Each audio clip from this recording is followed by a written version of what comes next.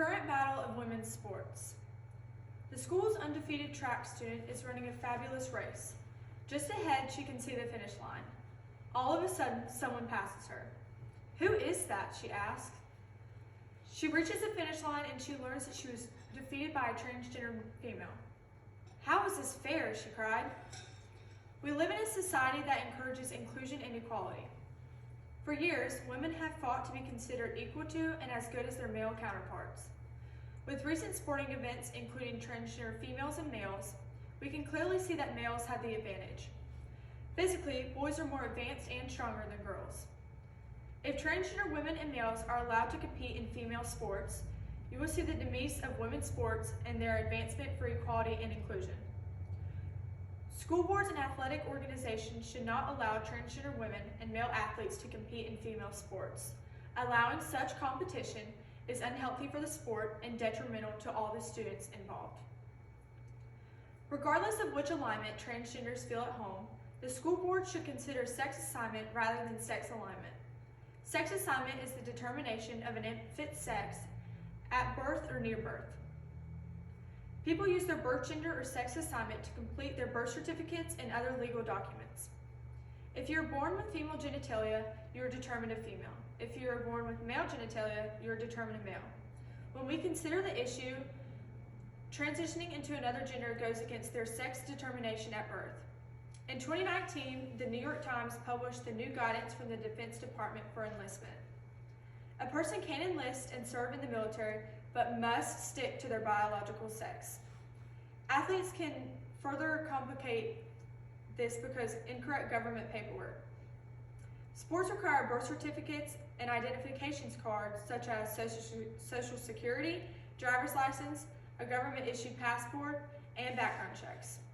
Transitioning athletes will have inaccurate paperwork, and the sports team will be subject to disqualification if the paperwork is challenged by other leagues and coaches. Transitioning requires invasive procedures completed by medical professionals and cannot occur in thought only. Secondly, transgender females who are transitioning are prescribed sex steroids. Estrogen and testosterone are classified as steroids. According to OrthoInfo, steroid use is considered cheating and can lead to athletes being penalized or banned from participating in sports. As of May 17th of 2022, the South Carolina legislation signed that 11 states have passed laws restricting transgender people from playing in sports outside their assigned sexual assignment due to health risks from steroid drugs. Athletes are not allowed to play sports if they are using or have used drugs before. Athletes are disqualified from a competition where drugs would give an unfair advantage.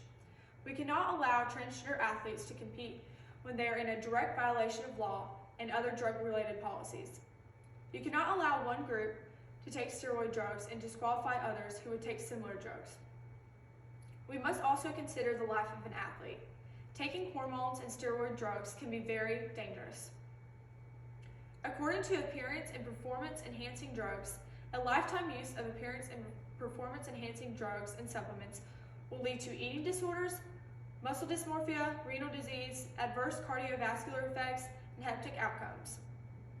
Only time will tell the negative effects prolonged steroid use will have over one's body. The concern over this type of drug should concern all parties involved. Thirdly, there are no parameters that can be universally applicable to make males and females equal in sporting events. Science proves males are more superior than females in sports performances. Men were created with more muscle mass than women. Muscle mass is a primary indicator of overall strength and performance. According to Healthy Living, males aged 20 to 40 have a muscle mass of 40%. Meanwhile, their female counterparts have a muscle mass of 30%. The overall strength of males has led to rules and regulations which differ from the female counterparts. For example, the National Review reported a North Carolina high school volleyball player suffered severe injuries after a transgender player spiked a ball at her head at an abnormally fast speed. The transgender athlete spiked a ball at over 70 miles per hour, striking the girl and causing severe head trauma, concussions, and a loss of vision. According to science, males run faster, run farther, and throw harder than women. In fact, early 19th century sports and games were designed for males only. Leaders of this time period strongly believed all men were superior to the weaker female sex. Fourthly, women have fought for years to have the opportunity to play the same sports as the males. Women have fought for decades to have a level playing field in sports compared to males. Equal opportunity does not mean equality. Women wanted the right to play basketball in school and colleges just like males. Title IX of the Education Amendments were critical to the advancement of women's sports. Transgender females and males competing against females is an insult to all the women who pioneered the way for me to play basketball, volleyball, and lacrosse in high school. Tennis is Great by Martina Navratilova has widely criticized transgender females in women's sports. Her words included phrases of cheating and insane if transgender women played against others in sports. Consider this, there are numerous co-ed sports teams across the nation. If you're a male who feels the need to compete against women in sports, please reach out to your local Parks and Recreation Department and inquire about co-ed sports in your area. Many believe it would be unfair to transgender athletes because transgender females are taking estrogen, a steroid, to fully transition into a female. Many believe it is unfair to a woman who has trained so hard without enhancement drugs by allowing a transgender female to be considered competition. If you are a 6'10" male taking estrogen, it does not change your muscle mass or body weight. Recently, the Connecticut Interscholastic Athletic Conference was challenged on their transgender stand between two transgender female sprinters. The two transgenders had won 15 state titles, and their dominance had deprived other female athletes of athletic opportunities and potential college scholarships. Currently, the courts have not intervened, and transgender female athletes are competing against birth-determined female athletes. The battle is still raging as parents and civil rights groups are bringing lawsuits against the athletic conferences.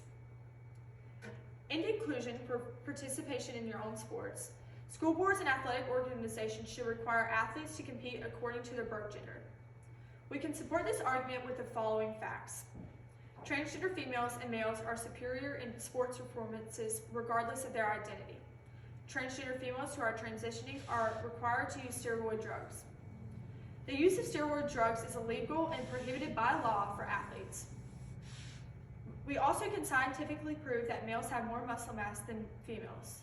The increased muscle mass makes males stronger and more physically fit than their female competitors.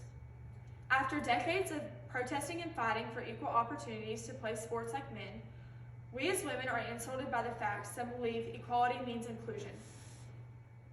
The fact we are considering such competition is disrespectful and unfair to women who have fought for their own sports teams since the 1900s. The solution is simple. Athletes participating in sports activities should remain involved with a sport that aligns with their birth gender. My question for you is, what will you do to keep women's sports safe and fair in your local community? Thank you.